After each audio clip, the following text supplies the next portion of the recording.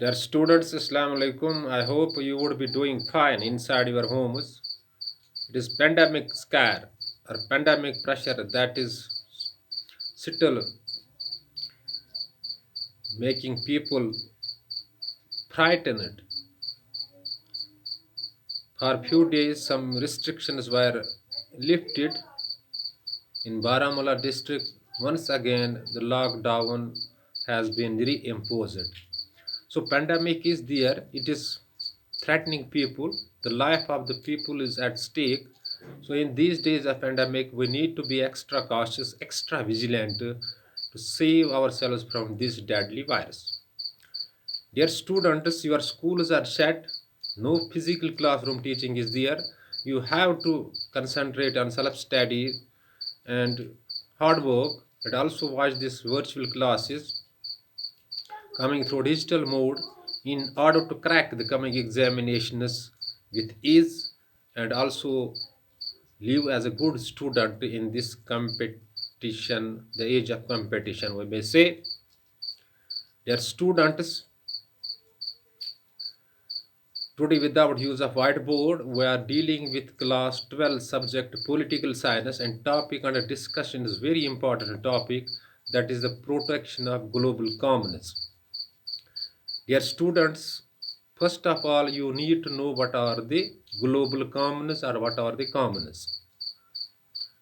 Commons or global commons are the resources that are not owned by anyone, that are owned by a community. Taking a local example, river in your area or a public park in your area is not owned by a particular person or particular group of person. It is owned by whole community. So at Earth's atmosphere, outer space, floors, ocean floors, these are the examples of global commons. So we are owning something as globally, and these are we are owning some resources globally, and these resources are called global resources. So Earth's atmosphere, outer space, oceanic floors, these are the global commons, and we need to protect them. For protecting them, the cooperation of all is necessary. But this cooperation, to build cooperation, it is never an easy task. It's a very difficult task or a twisted task to build a cooperation for safeguarding these global commons. It might be in your minds that in 1959 a treaty came in, that is called the Antarctic Treaty, 1959. So some path-breaking agreements were held. One of that very agreement was Antarctic Treaty of 1959, and then in 1987 Montreal Protocol, and then in 1991 Antarctic Environment Protection Protocol. And these all treaties or protocols finally, we may say, failed, because we can't, all the countries, or we can't reach to the consensus or conclusions. But why we are not reaching the conclusion? One more summit that was considered one of the biggest summit, Earth Summit, to protect the Earth's environment, held in Denmark, Copenhagen, the capital of Denmark city, in 2009. This summit was too failed because no agreement was reached between the developed states and developing states. Their students, why these agreements fail? There is a reason. There is a reason. All the countries in the world, whether they are smaller countries or they are bigger countries, they are in the race to become economically stable. Their economic stability, or to race to become more economically stability, finally become the cause of failure of these agreements. But we have to build agreements, create agreements that needs to be international binding and that should be signed by all the countries to protect our environment. Dear students, take an example of India. Earth's atmosphere is in India, so no doubt it lies within the jurisdiction or within the sovereign jurisdiction of India. But if air is polluted in India, it will definitely affect people and Americans in America, in Italy, in Japan. So, dear students,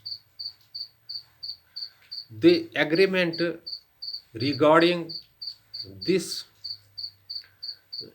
protection of global commons is very necessary. Is very necessary. All the developing countries, all the developed countries should minimize the emission of chlorofluorocarbons or chlorofluorocarbons. That is the main cause of the environmental degradation here. Whether it is the outer space degradation, whether it is the oceanic floor degradation, or whether it is Earth's atmosphere degradation. There are three types of countries or states that economically we have. One, underdeveloped; second, the developing; third, the developed. For example, America and Britain, we are talking about America and Britain or France. These are developed nations. They try to become more developed, and developing states want to gain the economic stability to, to become at par with the developed status. So underdeveloped countries of the world are also trying to reach the developed status. So the process of industrialization is there. In where there is a huge industrialization, economically this is turning economically a stable country. But industrial process of industrialization has adverse effect on the environment because emission of the chlorofluorocarbons is there very enough. But to protect these global commons, we have to reach an agreement, we have to reach a conclusion. Without reaching any agreement or a conclusion, the time will come, these resources will vanish from the earth's surface, they will get badly affected, and the life shall come and on this beautiful planet. We have to keep one thing in mind, that is the sustainable development. Sustainable development means that we should use the resources of the earth for ourselves and also should keep them preserved for the next generations to come. So, dear students, the protection of global commons is very necessary. All the countries should speed up or initiate the process to reach an agreement where these global commons should be protected. Dear students, it is enough for you. If any confusion strikes your mind after watching this video, you can call me on 7006 671106 or WhatsApp me on the same number, and when you post your query by any means, by WhatsApping or calling, within short duration of time your query shall be answered. But before leaving class, I am advising you do see these things on your available political science reference book so that you can grasp the concept well.